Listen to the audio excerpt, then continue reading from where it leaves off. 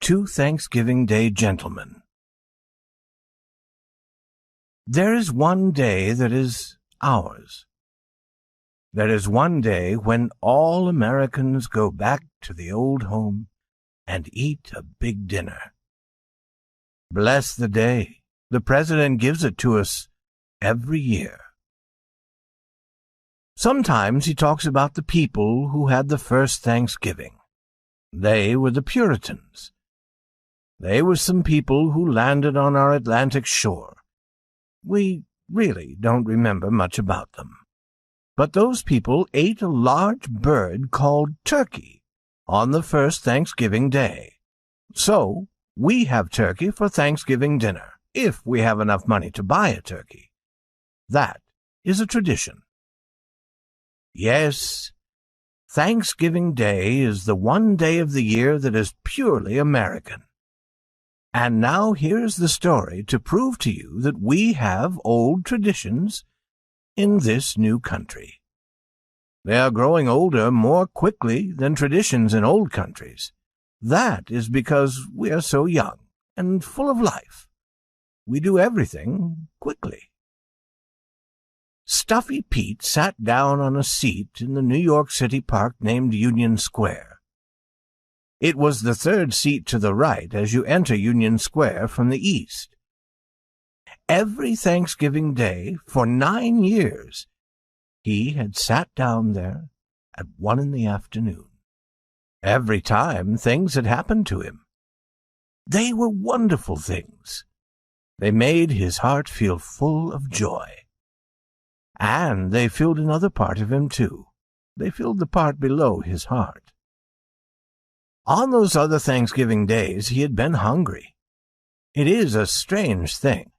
There are rich people who wish to help the poor, but many of them seem to think that the poor are hungry only on Thanksgiving Day. But today Pete was not hungry. He had come from a dinner so big that he had almost no power to move. His light green eyes looked out from a gray face on which there was still a little food. His breath was short. His body had suddenly become too big for his clothes. It seemed ready to break out of them. They were torn. You could see his skin through a hole in the front of his shirt. But the cold wind with snow in it felt pleasantly cool to him. For Stuffy Pete was overheated with the warmth of all he had had to eat. The dinner had been much too big. It seemed to him that his dinner had included all the turkey and all the other food in the whole world. So he sat, very, very full. He looked out at the world without interest, as if it could never offer him anything more. The dinner had not been expected. He had been passing a large house near the beginning of that great broad street called Fifth Avenue. It was the home of 2 ladies of an old family. These 2 old ladies had a deep love of traditions. There were certain things they always did. On Thanksgiving Day at noon, they always sent a servant to stand at the door. There he waited for the first hungry person to walk by. The servant had orders to bring that person into the house and feed him until he could eat no more. Stuffy Pete happened to pass by on his way to the park. The servant had gathered him in. Tradition had been followed. Stuffy Pete sat in the park looking straight before him for 10 minutes.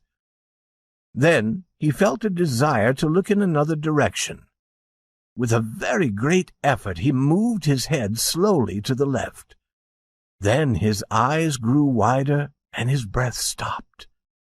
His feet in their torn shoes at the ends of his short legs moved about on the ground. For the old gentleman was coming across 4th Avenue toward Stuffy's seat.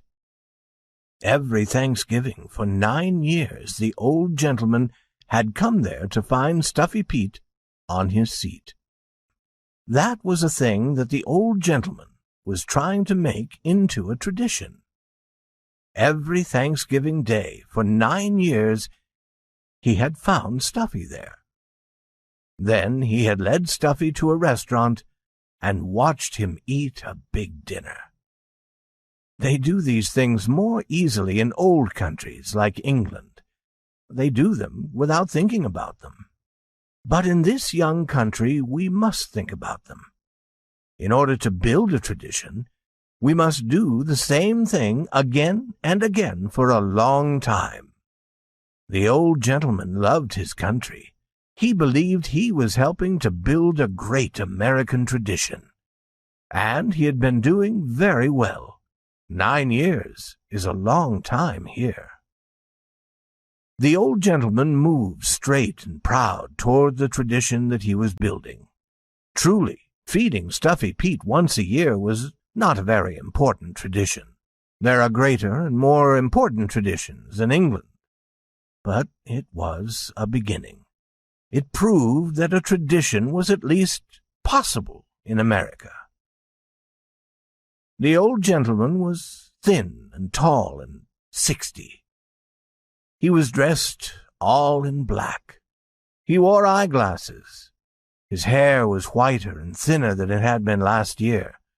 His legs did not seem as strong as they had seemed the year before. As this kind old gentleman came toward him, Stuffy began to shake, and his breath was shorter. He wished he could fly away, but he could not move from his seat. "Good morning," said the old gentleman. "I am glad to see that the troubles of another year have not hurt you. You continue to move in health about the beautiful world. For that blessing you and I can give thanks on this day of Thanksgiving. If you will come with me, my man, I will give you a dinner that will surely make your body feel as thankful as your mind." That is what the old gentleman said every time, every Thanksgiving Day for 9 years. The words themselves were almost a tradition. Always before they had been music in Stuffy's ear, but now he looked up at the old gentleman's face with tears of suffering in his eyes. The snow turned quickly to water when it fell upon his hot face, but the old gentleman was shaking with the cold. He turned away with his back to the wind, and he did not see Stuffy's eyes. Stuffy had always wondered why the old gentleman seemed sad as he spoke. He did not know that it was because the old gentleman was wishing that he had a son. A son would come there after he himself was gone. A son would stand proud and strong before Stuffy and say, "In remembrance of my father," then it would really be a tradition. But the old gentleman had no family. He lived in a room in one of the old houses near the park. In the winter he grew a few flowers there. In the spring he walked on Fifth Avenue. In the summer he lived in a farmhouse in the hills outside New York. And he talked of a strange bug he hoped some day to find. In the fall season he gave Stuffy a dinner. These were the things that filled the old gentleman's life. Stuffy Pete looked up at him for half a minute, helpless and very sorry for himself. The old gentleman's eyes were bright with the giving pleasure. His face was getting older every year, but his clothes were very clean and fresh. And then Stuffy made a strange noise. He was trying to speak, as the old gentleman had heard the noise 9 times before. He understood it. He knew that Stuffy was accepting. "Thank you. I'm very hungry." Stuffy was very full, but he understood that he was part of a tradition. His desire for food on Thanksgiving Day was not his own. It belonged to this kind old gentleman. True, America is free, but there are some things that must be done. The old gentleman led Stuffy to the restaurant, and to the same table where they had always gone. They were known there. "Here comes that old man," said a waiter. "It buys the old no-good fella a dinner every Thanksgiving." The old gentleman sat at the table watching. The waiters brought food and more food, and Stuffy began to eat. No great and famous soldier ever battled more strongly against an enemy. The turkey and all the other food were gone almost as quickly as they appeared. Stuffy saw the look of happiness on the old gentleman's face. He continued to eat in order to keep it there. In an hour, the battle was finished. "Thank you," Stuffy said. "Thank you for my Thanksgiving dinner." Then he stood up heavily and started to go to the wrong door. A waiter turned him in the right direction. The old gentleman carefully counted out $1.30 and left 15 cents more for the waiter. They said goodbye, as they did each year, at the door. The old gentleman went south, and Stuffy went north. Stuffy went around the first corner and stood for 1 minute. Then he fell. There he was found. He was picked up and taken to a hospital. They put him on a bed and began to try to discover what strange sickness had made him fall.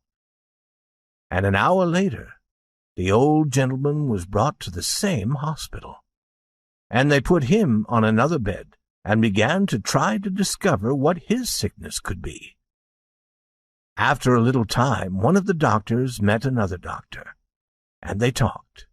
"That nice old gentleman over there," he said, "do you know what's wrong with him? He's almost dead for the need of food. A very proud old man, I think. He told me he has had nothing to eat for 3 days.